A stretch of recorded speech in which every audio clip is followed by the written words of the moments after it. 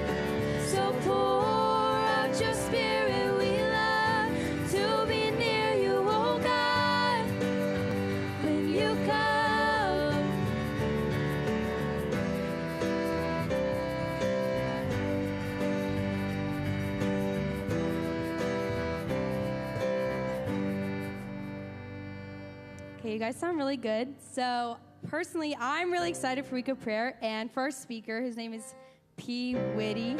I think it's gonna be really good. So I hope you guys are excited too. Please continue to worship with us.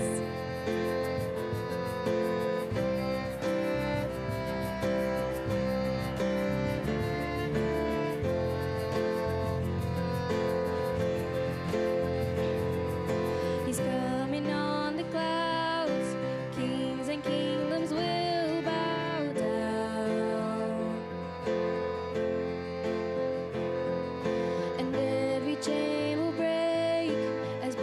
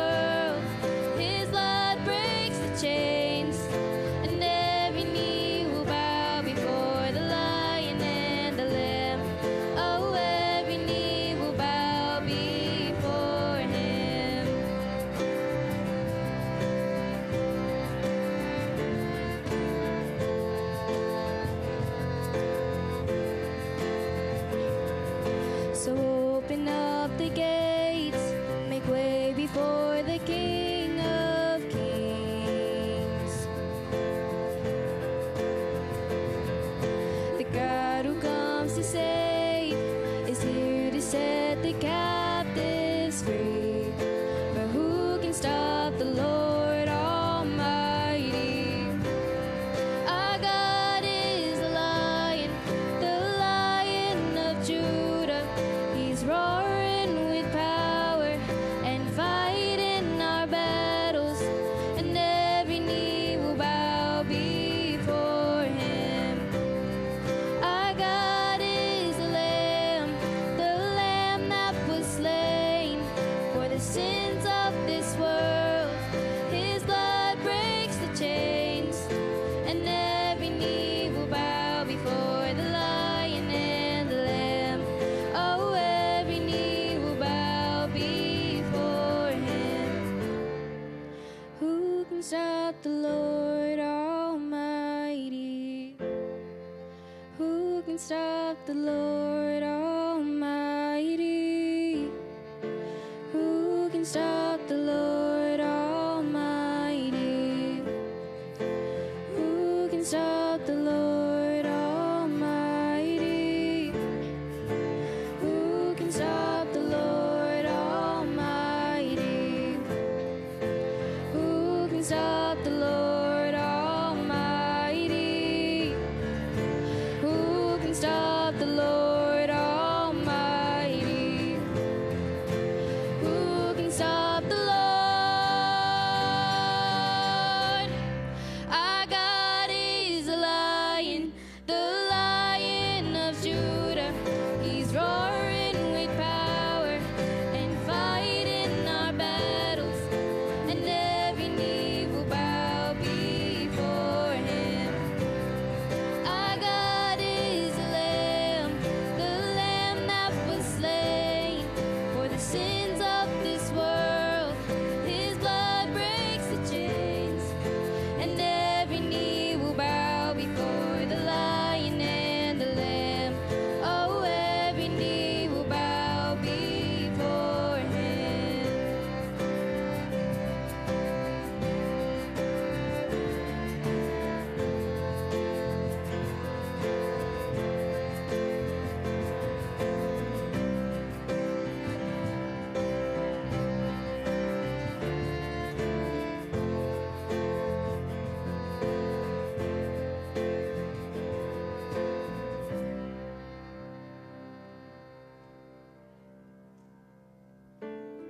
Again, you guys sound great. Please continue to worship with us as we sing our last song.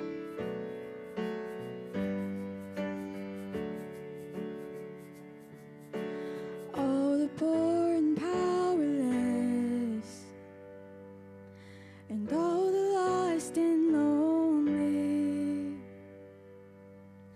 all the thieves will come confess. I know that you are holy. I know that you are holy. And all will sing out hallelujah, and we will cry out hallelujah.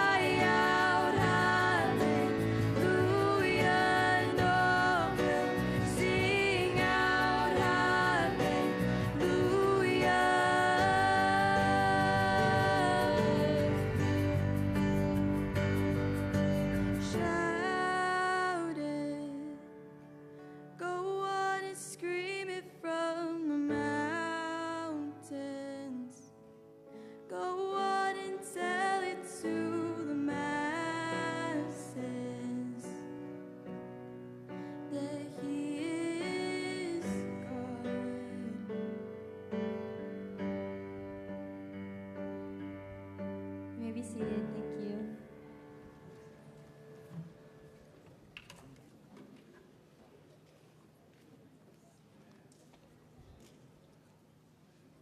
Amen. Thank you guys so much.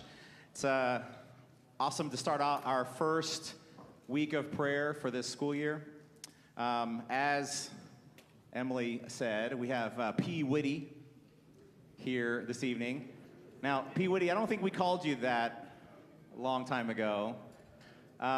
There's actually several people in the room here that I think have a connection with Pastor Mark Wittes that could have been up here to introduce him, but I'm honored to be able to be the one to share with you a little about Pastor Mark or P. Whitty this week. I think you worked with Mr. DeChickus before at PUC. All right, so there's a connection there. I don't know, Pastor Dave, if you guys cross paths out on the West Coast at different times. We've got my brother and, of course, Alexia and other people that went through Mount Pisgah. So my senior year at Mount Pisgah Academy, Pastor Mark came and became the chaplain at Academy. So we go way back.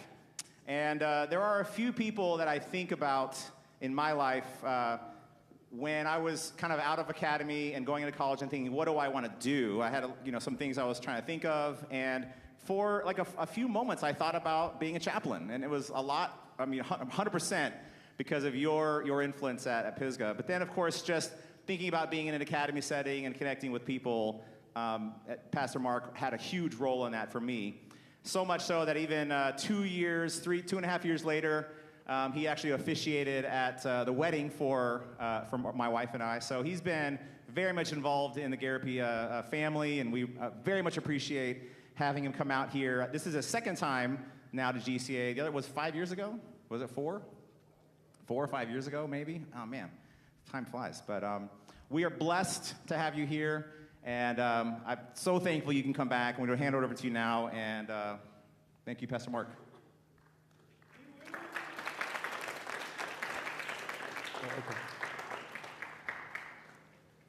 Thank you. Do I have to call you Mr. Garapi now? Yeah. Or, well, I'm P. Whitty, you're S. Gary. I don't know. Yeah. So somebody gave me a gift certificate to Men's Warehouse. That's right. $50. I don't remember why they gave it to me, but they gave it to me. And Men's Warehouse was 45 minutes away from where I lived. I lived on the campus of Pacific Union College, and Men's Warehouse was in Santa Rosa, and I had to go there to spend my $50. What I didn't know is that the only thing you can buy at Men's Warehouse for $50 with is like socks. You can't buy any, everything's pretty expensive there. But I didn't know that, so I was on my way there. I did buy some socks. I was on my way there, and the little lady on my phone was telling me how to get there because I hadn't been there in Santa Rosa before, and it had me get up on this exit, and then somehow my coverage kind of blinked, and I didn't know where to go next. So as I was getting off the off-ramp, I pulled over to the side to find out what I was doing wrong and to see if I could get any Google on there. And I'm sitting there, and my car's running because it was 104 degrees out, and like it does in California.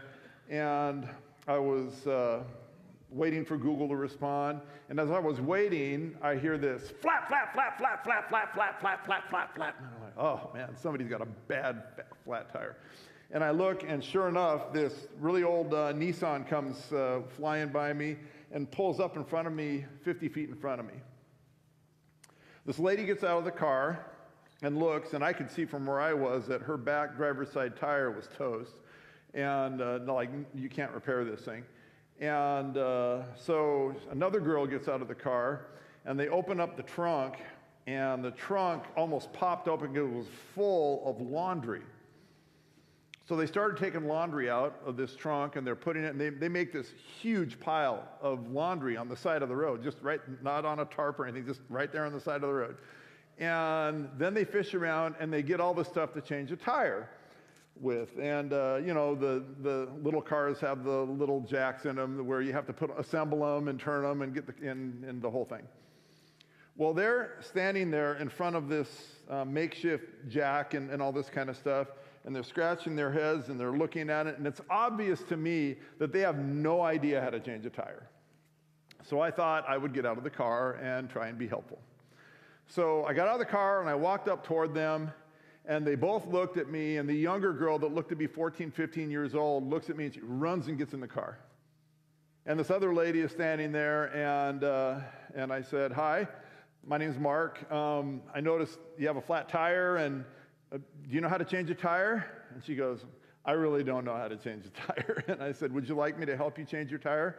And she goes, yeah, could you help me do that? I said, sure, I'd be glad to help. I said, what's your name? She said, my name is Shaniqua. I said, Shaniqua, shook her hand. And is that a bad name? I heard people go, oh. Anyway, so I said, I wanted to show her how to do it too. And I said, next time this happens, you know, this is what you do. And I showed her how to do it. And I said, where's your spare? She said, it's in the trunk. I went around and I pulled the tire out of her trunk. And it was the worst spare tire I've ever seen in my whole life. I mean, it was as bald as like that. It was actually not that funny.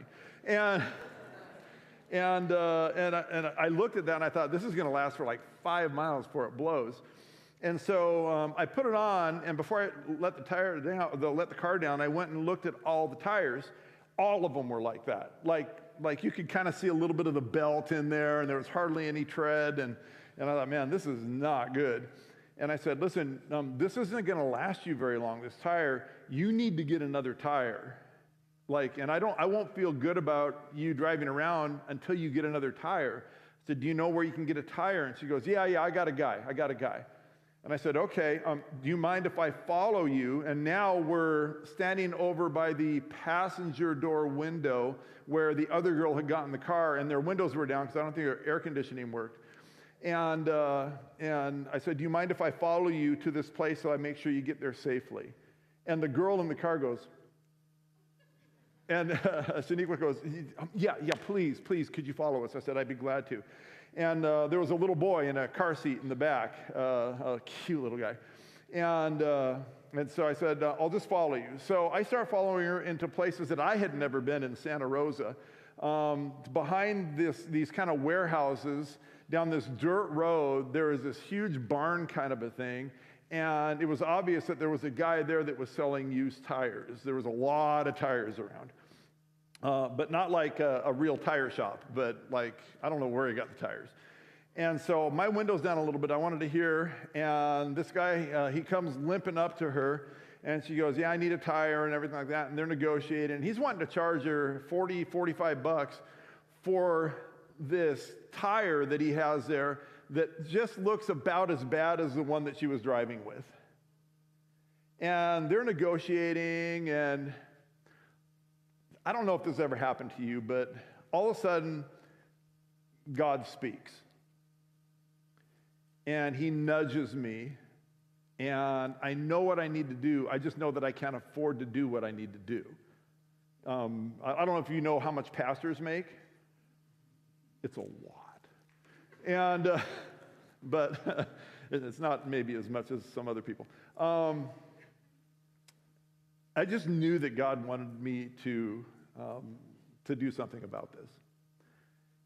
And so I called my wife, because whenever God speaks to me, I always check with my wife to make sure that it's really God speaking to me. And I said, sweetheart, here's the situation. I told her really quickly what the situation was. And before I could even say anything, she goes, buy the woman tires for her car. I said, really? Do you think I can? She goes, well, we can't do it out of the checking account. Just put it on a credit card. And I went, okay, I'll put it on a credit card. And we don't like using credit cards. And so I said, okay. So I get out of the car, and just about when she's ready to hand the money over to this guy for this horrible tire, I said, Shaniqua, can I just talk to you for a minute before you buy that tire? And the guy got a little aggressive. Hey, what are you doing? And I said, just, leave me alone and just, Shaniqua, come over. So she goes over to the car, and I said, listen, I'm going to ask you to do something. And we're standing right next to her car. Again, passenger side window is down. And I said, Shaniqua, I'm going to ask you to trust me. And she looks at me and she goes, to do what? And I said, just get in your car, don't buy this guy's tire, and follow me. Can you just follow me? And she goes, where are we going? I said, I need you to trust me. And I looked over at the 14-year-old girl. I said, it'll be worth your while. She goes, you know what? Okay. So she gets behind me, and we drive back into Santa Rosa, and there's a tire shop there, America's Tires, and we pull in, and I get out of the car, and she goes, what are we doing here? I cannot afford one of these tires. And I said, just be patient with me. And I said, just wait here. And I went in, and I talked to the manager, and I said, listen, this is going to sound weird, but God really wants me to buy 5 tires right now.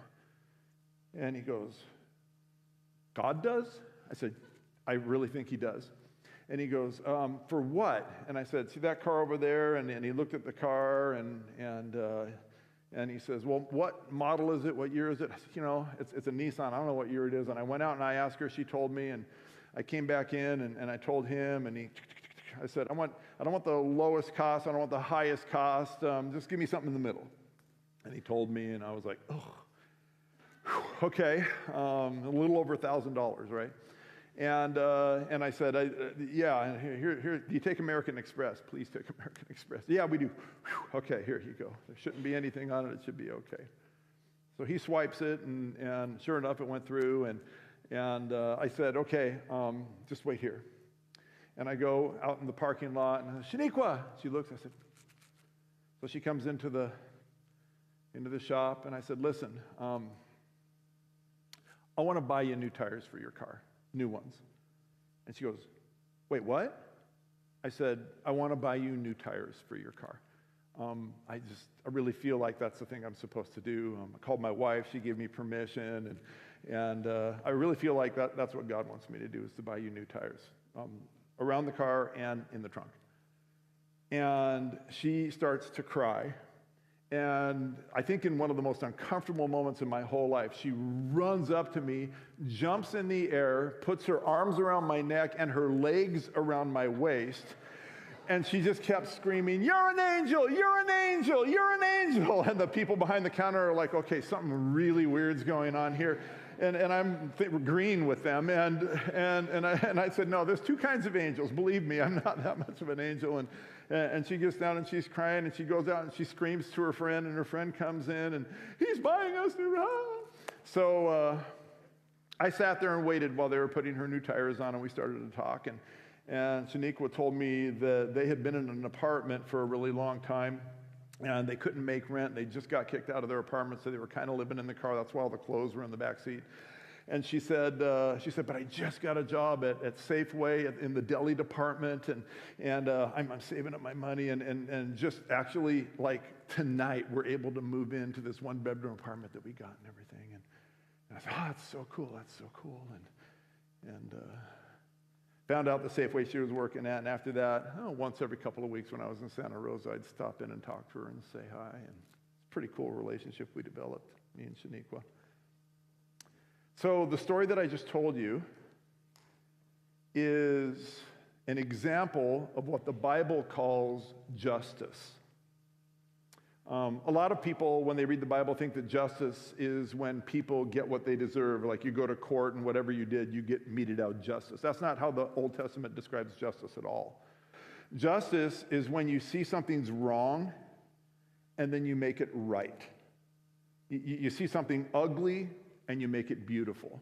That's what justice in the Old Testament is all about. And the Old Testament writers, especially the prophets, really scolded Israel because they didn't practice justice all the time. They didn't do the things to make the world more beautiful. They didn't look at something wrong and make it right. They were just greedy and selfish like we can be sometimes. Justice is a really good thing. And we should all practice justice. But justice is not what saves us.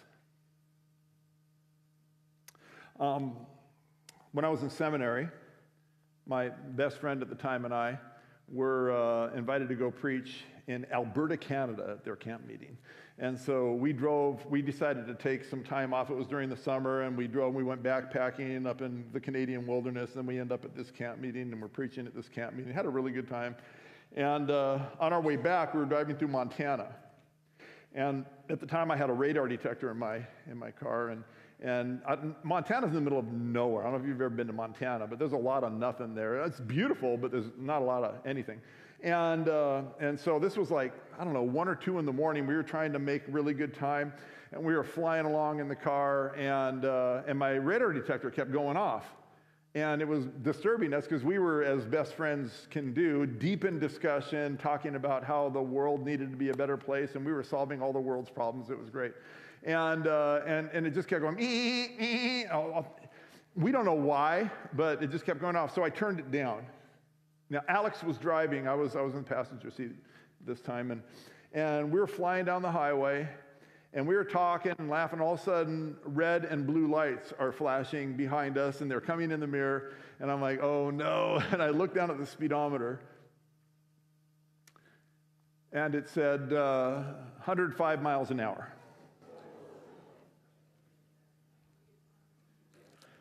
I looked at Alex. I mean, we were in the middle of nowhere, Montana.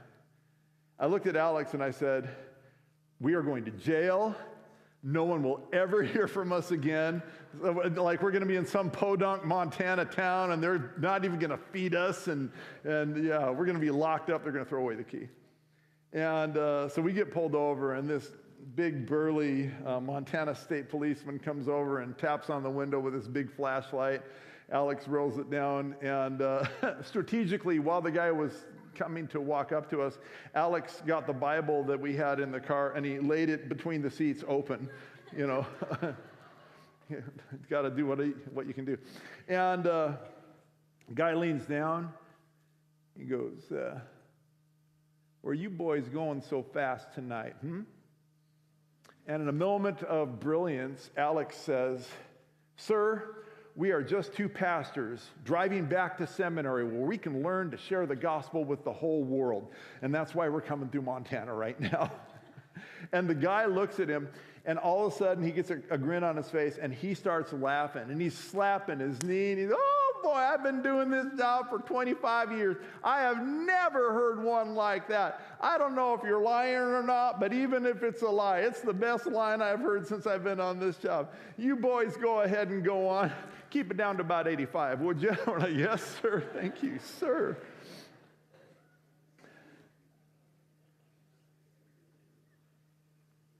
So what I just described to you is not justice.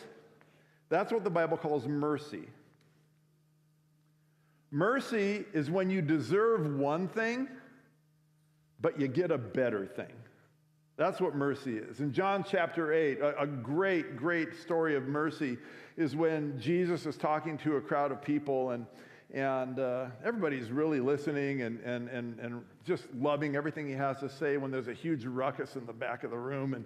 And he looks up, and as he looks up, he sees people just parting like the Red Sea, and this angry group of men is coming, and they have this woman that they're dragging by her arms and legs and hair, and they throw this woman at Jesus' feet, and they say, we caught her right in the middle of committing adultery. You know what the law says, Jesus? The law says She is to be stoned to death. What say you?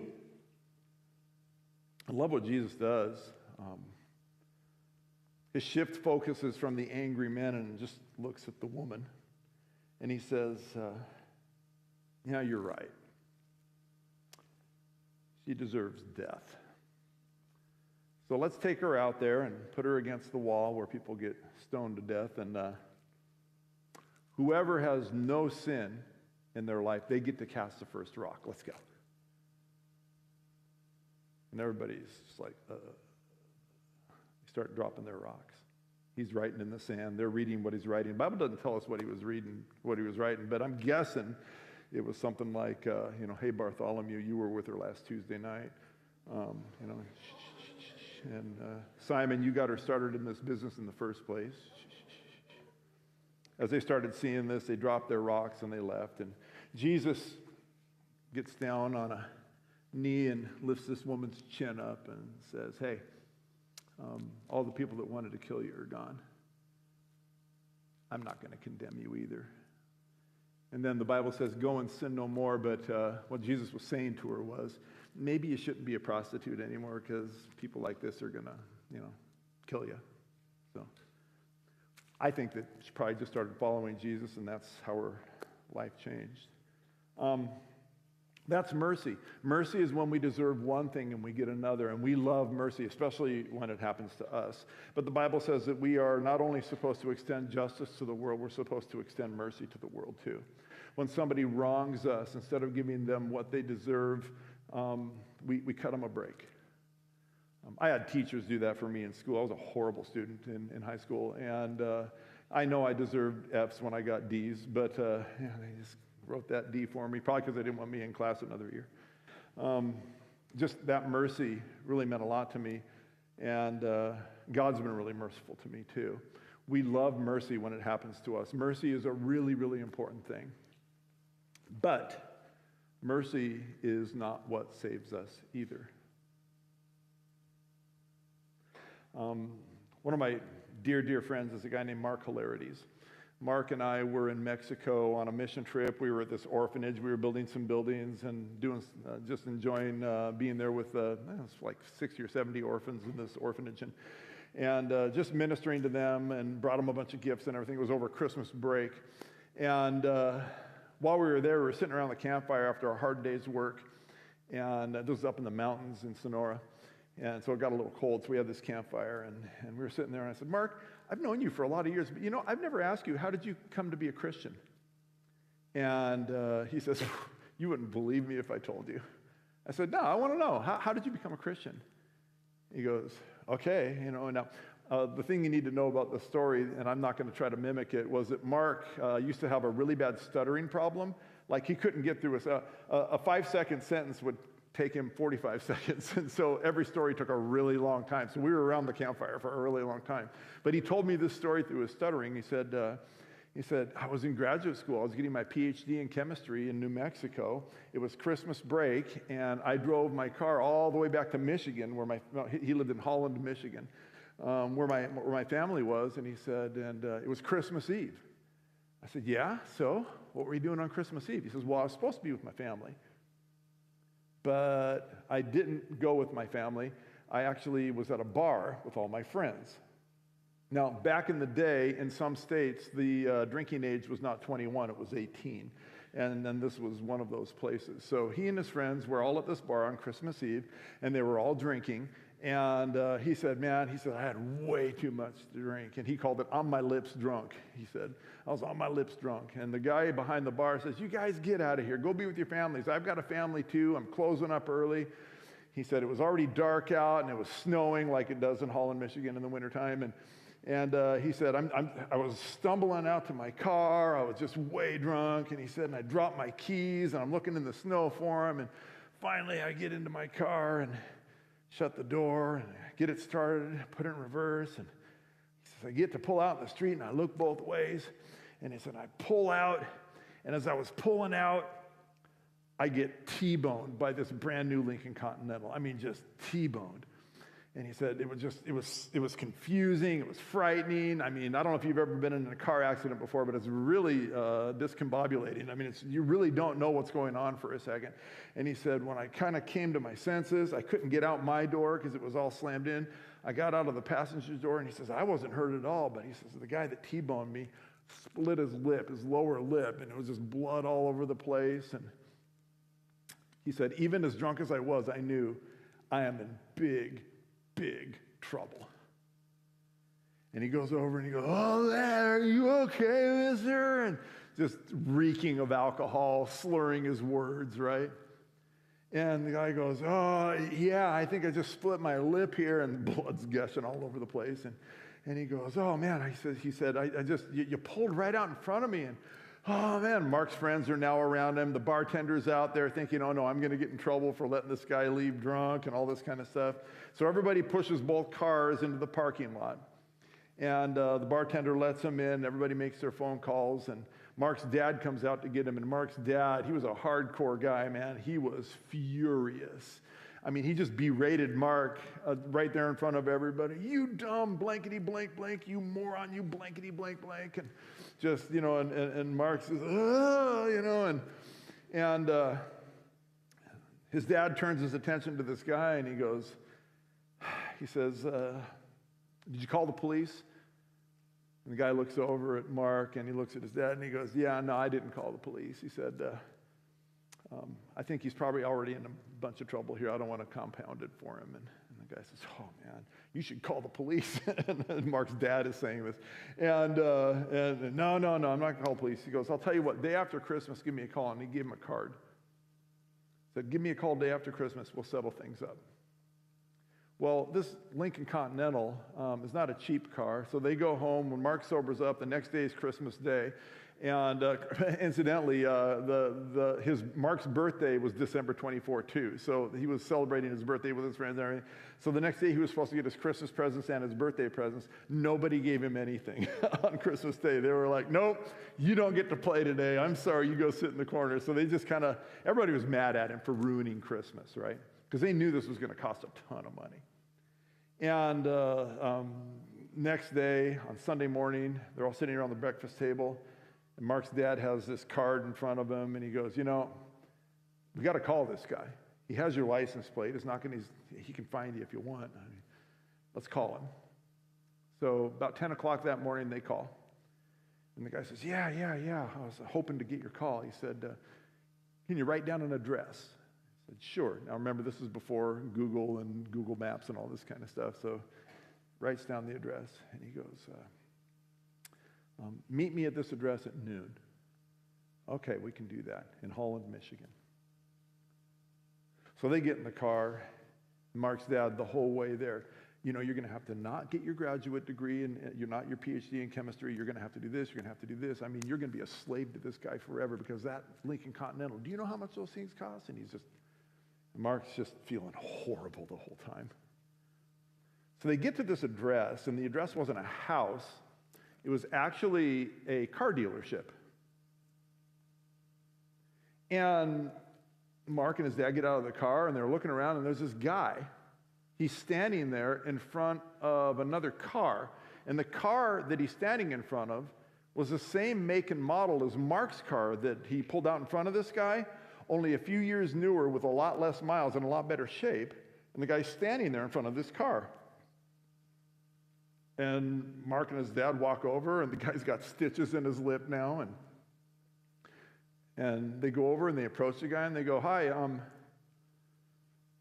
what's going on here?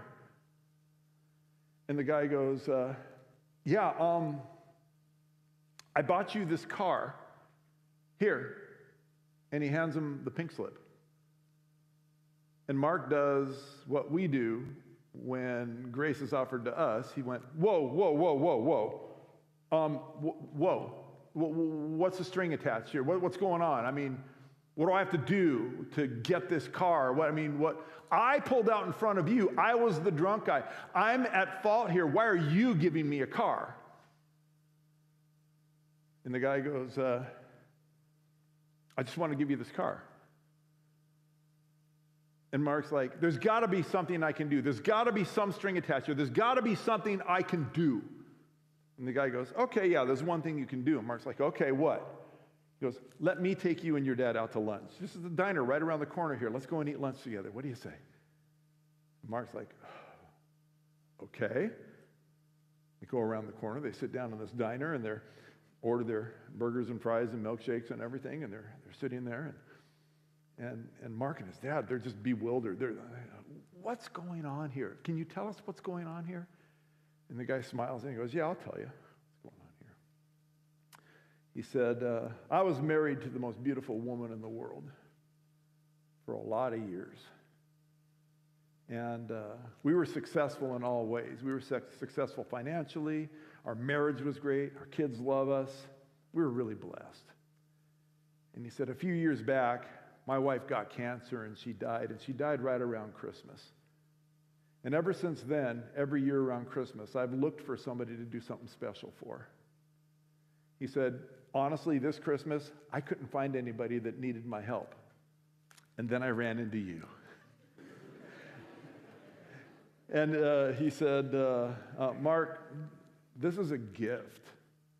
I don't want you to have to do anything for it. I just want you to take the gift, free of charge, a new car. And Mark's now getting emotional. And his dad, this guy that doesn't show emotion, is starting to tear up a little bit. And the guy looks at Mark and he goes, Mark, do you know who Jesus is?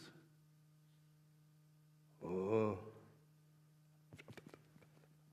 I've heard of him. Can I tell you who Jesus is to me? Sure. And he gives him his testimony. He shares Jesus with this guy. At the end of this testimony, he says, Mark, what I'm doing for you is what Jesus does for me and what Jesus wants to do for you. How would you like to accept Jesus into your heart and start walking with him? And now Mark's like, yeah, I'd like that. And his dad's like, me too. The guy reaches out his hands. He says, let's all hold hands together. And they reach out. And this guy prays a prayer over Mark and his dad. And that's the day that Mark accepted Jesus to be his Savior and Lord. And he's had a strong relationship ever since then. In that story, what I just described to you is grace. Justice is when you see something ugly and you make it beautiful. You see something that's not right and you make it right. It's a good thing, but it doesn't save you. Mercy is when you deserve one thing, but somebody cuts you a break and you get another. Good thing. When it happens to you, when you extend it to other people, that's not what saves you either. Grace is when you hand God all of your garbage and he returns that with a crown. He takes your garbage. Hey, I got this. You get a crown. Is it fair? No. Because you were the drunk driver that pulled out in front. I was. Is it fair? Absolutely not. Does it make any sense? Really, no. But that's the offer that Jesus makes to every one of us. Just give me your garbage and take the crown. I don't know where you are right now in your life with all of this stuff. But I can't think of a better trade, honestly, than garbage for a crown.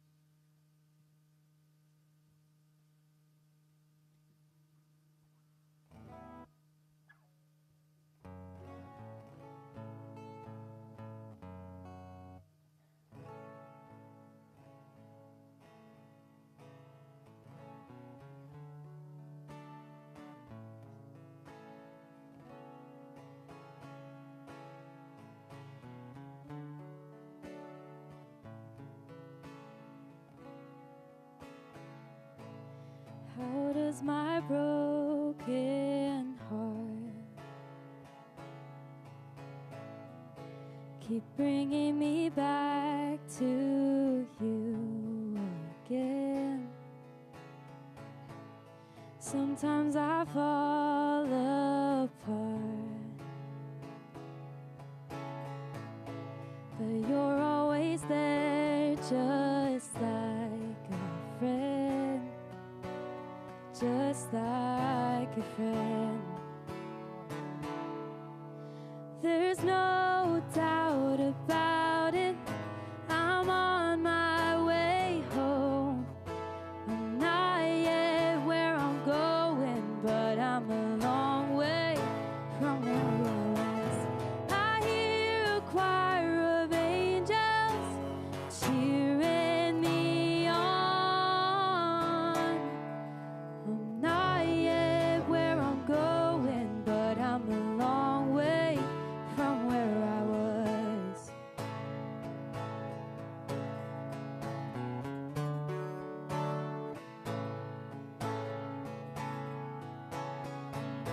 Imagine me in your arms, the only place I long to be. And when this life gets hard, one day I'll dance on golden streets and ride on angels' wings. There's no doubt about it, I'm on my way home. I'm not yet where I'm going, but I'm a long way from where I was. I hear a choir of angels cheering me on. I'm not yet where I'm going, but I'm a long way from where I was. I'm not going back, never going back. How amazing to know that we've only just begun. Yeah, we've only just begun. I'll keep pressing on, I'll keep going strong, I'll keep singing the same song. We've only just begun. Yeah, we've only just begun. There's no doubt about it, I'm on my way home.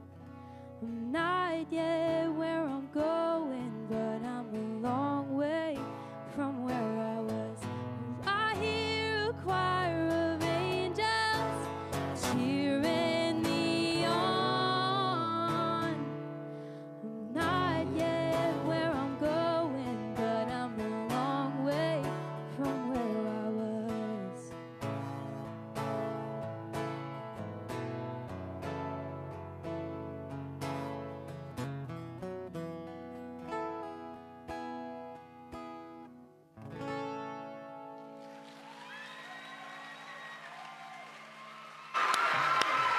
Way to go. Hey. That was pretty good, man. I think he needs to sing more solos. What do you think?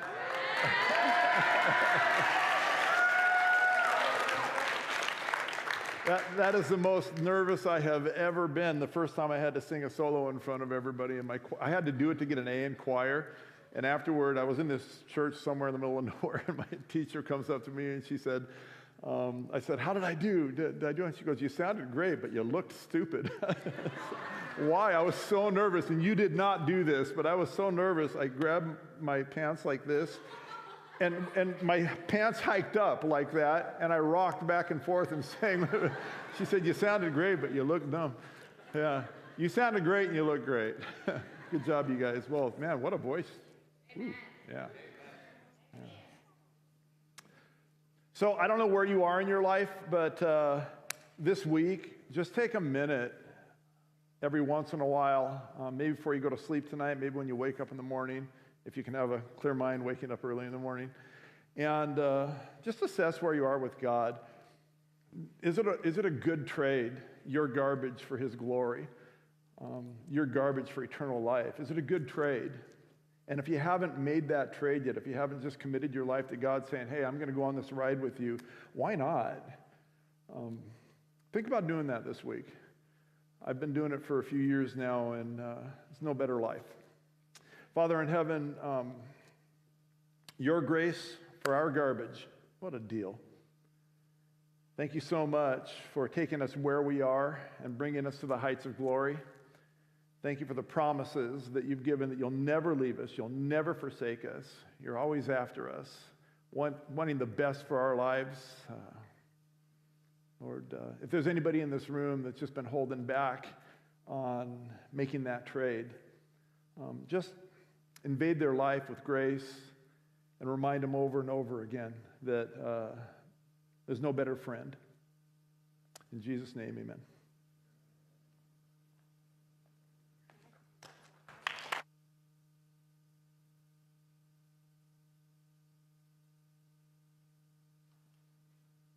All right. Thank you so much, P. Whitty.